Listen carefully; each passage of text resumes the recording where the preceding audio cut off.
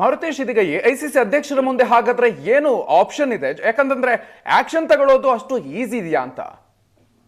ಅಲ್ಲ, ಈಗ ಸಣ್ಣ ಪುಟ್ಟ ಕಾರ್ಯಕರ್ತರ ಮೇಲೆ ಆಕ್ಷನ್ ಮಾಡುವಂತದ್ದು, ಸಣ್ಣ ಪುಟ್ಟ ಲೀಡರ್ಗಳ ಮೇಲೆ ಆಕ್ಷನ್ ಮಾಡೋದು ಬಹಳ ಸುಲಭ.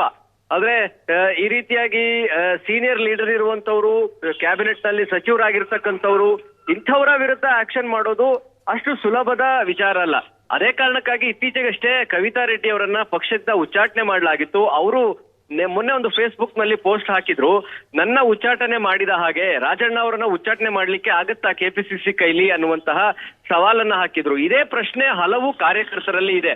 ಸಣ್ಣ ಪುಟ್ಟ ಕಾರ್ಯಕರ್ತರು ಪಕ್ಷದ ವಿರುದ್ಧ ಮಾತನಾಡಿದ್ದು ಅಥವಾ ಎಲ್ಲೋ ಫೇಸ್ಬುಕ್ ಅಲ್ಲಿ ಬರ್ಕೊಂಡಾಗ ಅವರಿಗೆ ನೋಟಿಸ್ ಕೊಡೋದು, ಪಕ್ಷದಿಂದ ತೆಗೆದು ಹಾಕೋದು, ಇದೆಲ್ಲ ಬಹಳ ಸಲೀಸಾಗಿ ಮಾಡ್ಬಿಡ್ತಾರೆ. ಆದ್ರೆ ಇಂಥ ದೊಡ್ಡ ನಾಯಕರುಗಳು ಮಾತನಾಡುವಂತ ಸಂದರ್ಭದಲ್ಲಿ ಅವರಿಗೆ ಓರಲಿ ಇನ್ಸ್ಟ್ರಕ್ಷನ್ಸ್ ಕೊಡ್ಬೇಕಾಗುತ್ತೆ, ಇಲ್ಲ ನೋಟಿಸ್ ಕೊಟ್ಟು ಕಾರಣ ಕೇಳಿ ಯಾಕೆ ಈ ರೀತಿ ಪದೇ ಪದೇ ಮಾತನಾಡ್ತಾ ಇದ್ದೀರಾ, ನಿಮ್ಮಿಂದ ಇದು ಪಕ್ಷಕ್ಕೆ ಡ್ಯಾಮೇಜ್ ಆಗ್ತಾ ಇಲ್ವಾ, ನಿಮ್ಮ ಮೇಲೆ ಯಾಕೆ ಕ್ರಮ ತೆಗೆದುಕೊಳ್ಬಾರದು ಅನ್ನುವಂತ ಒಂದು ನೋಟಿಸ್ ಕೂಡ ಇಶ್ಯೂ ಆಗುತ್ತೆ. ಅದಕ್ಕೆ ರಾಜಣ್ಣ ಅವರು ಉತ್ತರ ಕೊಡ್ಬೇಕಾಗತ್ತೆ.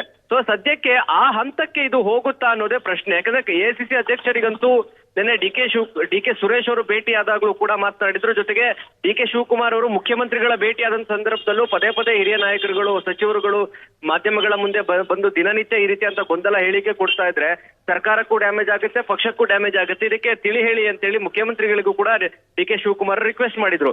ಆದ್ರೆ ಸಿದ್ದರಾಮಯ್ಯನವರು ಈ ಬಹಿರಂಗ ಹೇಳಿಕೆಗಳಿಗೆ ಎಲ್ಲೂ ವಾರ್ನಿಂಗ್ ಮಾಡಿಲ್ಲ. ಆದ್ರೆ ನಾಯಕತ್ವ ಬದಲಾವಣೆ ವಿಚಾರ ಮಾತ್ರ ಹೈಕಮಾಂಡ್ ನೋಡ್ಕೊಳ್ಳುತ್ತೆ ಅನ್ನುವಂತ ಸಿಂಗಲ್ ಲೈನ್ ಹೇಳಿಕೆಯನ್ನ ಮಾತ್ರ ಮುಖ್ಯಮಂತ್ರಿಗಳು ಕೊಟ್ಟಿದ್ರು. ಹೀಗಾಗಿ ರಾಜಣ್ಣ ಅವರ ವಿರುದ್ಧ ಕ್ರಮ ಅನಿವಾರ್ಯವಾ, ಅಥವಾ ನೋಟಿಸ್ ಕೊಟ್ಟು ಇದನ್ನು ತಣ್ಣಗಾಗಿಸೋದಾ, ಅಥವಾ ಬಹಿರಂಗವಾಗಿ ಖರ್ಗೆ ಈ ಹಿಂದೆ ವಾರ್ನ್ ಮಾಡಿದಾಗೆ ವಾರ್ ಮಾಡಿ ತಣ್ಣಗಾಗಿಸ್ತಾರ? ಈ ಹಲವು ಪ್ರಶ್ನೆಗಳಿಗೆ ಉತ್ತರ ಸಿಗಬೇಕಿದೆ Madhukar. Okay, thank you Maruthesh ಡೀಟೇಲ್ಸ್ಗೆ.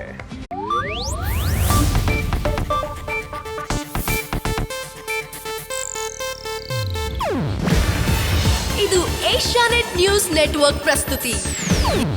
ನೀವು ನೋಡ್ತಿದ್ದೀರಾ ಏಷ್ಯಾನೆಟ್ ಸುವರ್ಣ ನ್ಯೂಸ್.